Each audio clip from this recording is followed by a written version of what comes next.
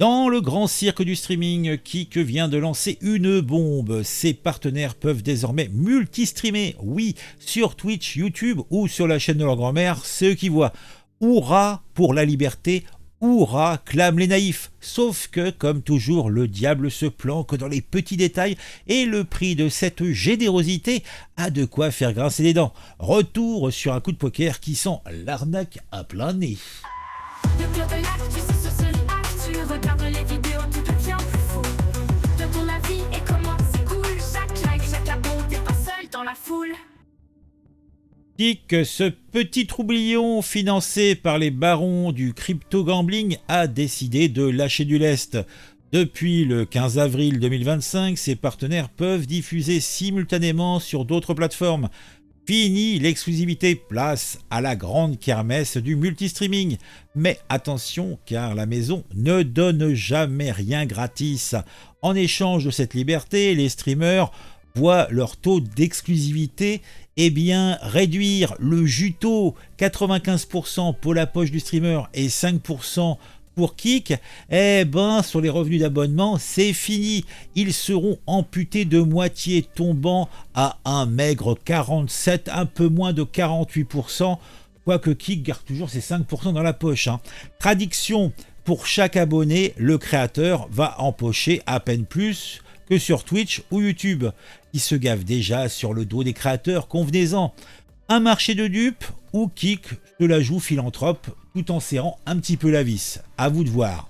Dans l'arène du streaming, c'est la loi du plus fort, vous le savez.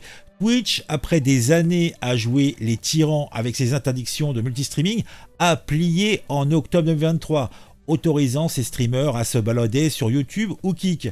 YouTube, lui, rame avec une qualité de streaming qui fait pâlir face à la concurrence. Kik, malgré son audience rikiki, 5,5% donc de part de marché contre 60% pour Twitch en 2024, mise sur son image de plateforme creator friendly avec des stars comme XQC ou Nick Merck. Ils ont grassement payé puisque XQC, je crois que c'est 100 millions et l'autre c'est 10 millions de dollars qui ont été filés. Donc autant dire qu'il y a du gros cash sur la table. Kik, dans cette histoire, veut jouer les David contre les Goliath. Mais ce multi-streaming à demi-tarif, c'est un peu comme offrir, convenez-en, un steak saignant avec une sauce des plus avariées. Oui. Sur X, les réactions fusent, oui. Kik rend la croissance plus facile, dit l'un. Un autre s'étonne du mécontentement des non-partenaires qui n'ont rien à perdre, mais râlent quand même. Les streamers, eux, sont partagés. Pour un Nick Merck qui jongle déjà entre Kik et Twitch sans exclusivité, donc pour lui c'est une aubaine, mais pour les petits créateurs, cette liberté ressemble à une carotte empoisonnée ou une carotte au fond du fessier, dans le péteux jusqu'au bout. Grandir sur plusieurs plateformes, oui, mais à condition de cracher au bassinet, ce qui me semble, moi, personnellement, tout à fait normal. Comme si les algorithmes et les trolls ne suffisaient pas pour leur pourrir la vie, il est vrai.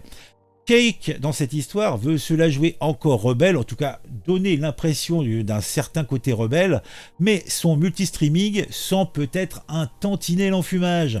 Les streamers rêvent de conquérir Twitch et YouTube, ce qui est normal, mais ils aimeraient garder tous les avantages de Kik. Mais la réalité leur colle une claque. Oui, c'est pas la fête du slip. Dans ce monde, on ne mange pas à tous les râteliers sans payer l'addition, ce qui est normal. Ah, je te jure. Bon, en tout cas, tout cela est quand même sympathique pour eux. Je dois dire que ça leur permet de tenter l'aventure sur d'autres plateformes sans rien perdre. Alors,